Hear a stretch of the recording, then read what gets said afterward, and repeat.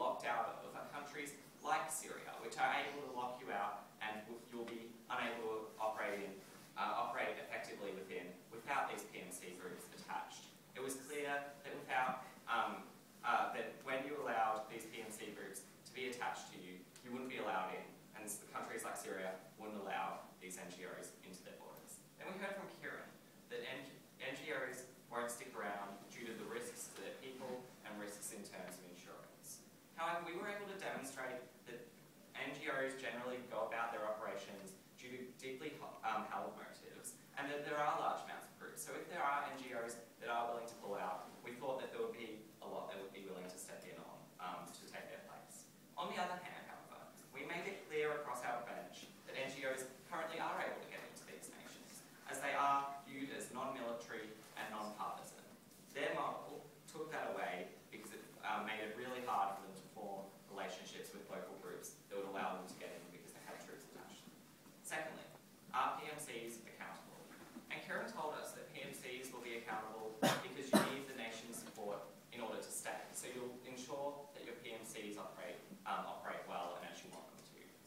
We were happy to concede that there is a motive to ensure that PMCs don't massacre their local civilians. We didn't think that was the issue. We thought, however, that the issue was that they don't actually have the ability to ensure that this motive is upheld. What I told you was that these groups have their own motives. So they're often driven by things such as a profit motive, which we don't think is like the most moral basis for intervention in these regions. We also told you that the nature of war makes it likely that these crimes will be committed. So we will be likely to see things that will be taken by non-state actors that will constitute war crimes. We also told you about issues of local loyalty, if you employ local tribesmen in order to be your private military contractors. And finally, we were able to demonstrate it happened to the US. We imagine that the US has much higher accountability mechanisms than any NGO. Maddie's only response was that these companies would have a limited mandate within these nations. We don't think that was good enough. The potential still existed. It was clear by the end of the debate that PMCs were not accountable. Thirdly, are states a better alternative for the delivery of aid? And Kiran said that political reasons prevent the entry of states into these aid areas. But what we told you about was apolitical global organisations such as the UN and the African Union, and how they are able to form consensus and deliver aid as a result of that. And we told you that we think that they're actually quite capable at delivering aid, despite what they were asserting that that wasn't true. Then we heard that states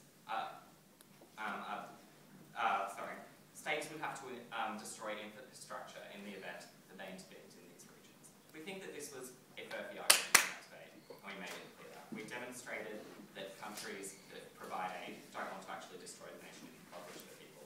Madam Speaker, in a debate about how to best deliver aid, it was clear that the way that you best deliver aid is by connecting with local people, not by coming in with private military contractors.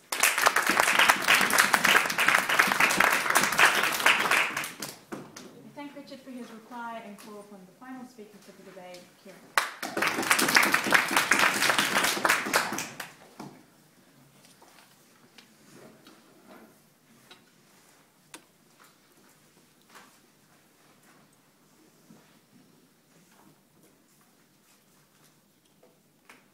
The negative team in this debate tried to take the best points of every single alternative to our policy without ever engaging with the detriments of every single policy at best. So at times in their case, they relied on peacekeepers, but failed to engage with the lack of political will for deployment which constrains the status quo, as I said from the start of this debate. At times, they said that aid should be distributed directly through local groups on the ground, including militia groups, without conceding the impact on the power balance within that country of empowering those groups, which is a consistent line of attack on our case. At times, they relied on the status quo being the best option, failing to engage with the immediate imperative that I set up in the first 15 seconds of this debate. Two questions. Which mechanism leads to the most effective distribution of aid? And does the use of PMCs create unacceptable harms? So looking at the effectiveness of the mechanism, as I outlined, there is a critical failure in the status quo. The most volatile regions, with the highest need needs for aid are missing out because of the unacceptable degree of risk for NGOs and their employees. The negative team failed to grapple with the status quo. As I said from the start, although NGOs may have a humanitarian consciousness, at some point the personal security of their employees trumps this interest. We pointed to examples like Sudan and Somalia, which showcase the unedifying reality. We had a patchwork range of mechanisms from the negative that never clarified exactly how they would deal with this issue of safety, which we pointed out as a key encumbrance to aid. What I also showed you is that PMCs are uniquely qualified to guarantee safety and thereby guarantee the direct distribution of aid, not constrained by going through decentralized groups with potentially conflicting interests.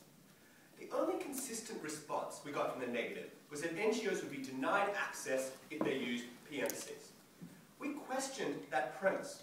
As Chris said, PMCs under our plan have a constrained mandate and are not to be used as vicious killing machines. So when Michaela said that PMCs are directly attacking the established power in these countries, that misconceived the narrowly tailored mandate which our entire case hinged upon. But secondly, what we showed you is that the mere use of these PMCs in this limited context is not a material threat justifying their removal. Secondly, as Madeline showed you, even if we accepted the negative team's premise, the benefits of simply securing access were illusory when NGOs couldn't effectively distribute aid and would have to leave once safety got too significant. Without security guarantees, we showed you that the flow of aid has to go through militia groups with conflicting interests, like Al-Shabaab. So the efficient and immediate distribution of aid demanded our model. But the second question, does the use of PMCs create unacceptable harms? The negative side relied on the rhetoric of Blackwater without engaging with the specifics of the topic and the specifics of our case. As I said from the start, we supported a constrained mandate and contractual disincentives for poor behaviour. Across our case, we gave you compelling reasons why NGOs will act both preemptively and retrospectively to preserve their permission to act, to preserve their funding, and to preserve their reputation by ensuring that abuses do not occur. And we showed you that in the context of a narrowly defined mandate, enforcement by NGOs is not that difficult. But what was lacking from the negative side, even if we accepted some of their harms, was the lack of a comparison. We showed you how every other option that may have been relied on them to distribute aid had significant flaws. We showed you UN peacekeepers are frequently withdrawn and frequently commit abuses. We showed you nation states have political incentives which may not coincide with the best interest on the ground. Across this debate, we believe that NGOs were the most crucial entity to distribute aid. They had to be able to do it directly and they had to be able to do it quickly. The only way they could do that is giving them sufficient incentive to be able to exercise their tools. That's why we were proud to